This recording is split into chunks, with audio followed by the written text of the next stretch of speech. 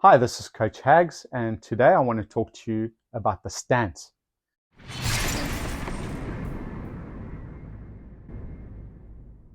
Now, the stance in shooting is very much like the foundation of a building. If you're going to erect a tall building, it needs to have a good foundation. That's the same in our shooting. Without a good platform, aka foundation, we're going to get moved around by the recoil of the gun. We're not going to be in the right position to get the best recoil control and sight tracking so that the sight returns to the same place every shot. I know sight tracking's got a lot to do with grip as well, but your stance is the beginning of that, and we want to get into the correct stance prior to beginning our shooting string.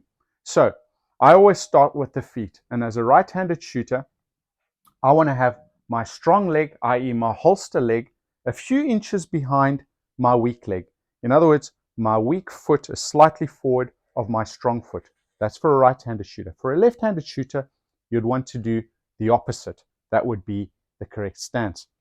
Now, once we've got the feet in the correct position, we also want them the right distance apart.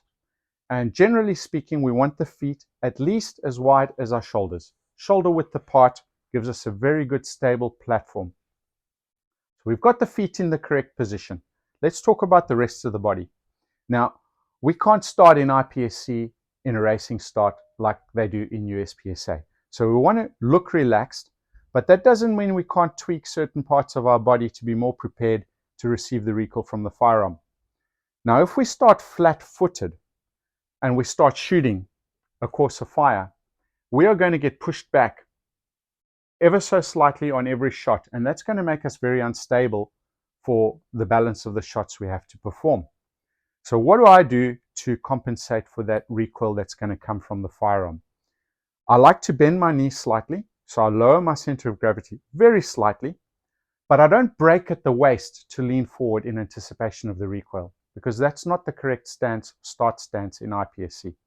I break at the ankles. So we've got the feet right, we've got the body posture right, we've bent the knees slightly.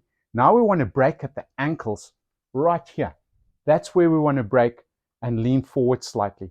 And to give you an idea and a way to check that you're doing it correctly and not overdoing it is to explain that as soon as I hear the range officer say, "Are you ready? Stand by," that's my cue to break at the ankles. And the minute I do that, my heels lift ever so slightly off the ground. So I'm not flat-footed anymore. And in order to keep my balance from falling forward, my toes curl in to bite the ground. I don't know any better way of saying it. But if my toes aren't biting the ground, I'm not getting my center of gravity forward enough in anticipation for the recoil from the first shot and the consecutive shots that come after that. So let's recap again. We want shoulder width apart, our feet. For a right-hand shooter, we want the left foot slightly forward of the right foot, a couple of inches, 3-4 inches maximum. That gives us good stability. We also want to bend our knees slightly, so we're lowering our center of gravity just a little bit. And on the command of stand by, I'm breaking my ankles to lean forward slightly.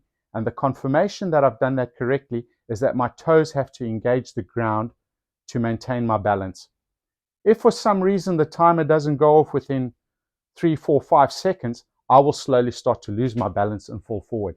So let's not be too excessive about this. Just bite the ground with those toes. The heels come off the ground, maybe a millimeter or two, and I'm now ready to absorb the recoil from the firearm once I start shooting. And everything neutralizes when that recoil comes in, and I can engage all the targets from that shooting position with a very stable platform. I hope this helps you with your setup on your shooting platform, your stability, and thank you for watching. Cheers.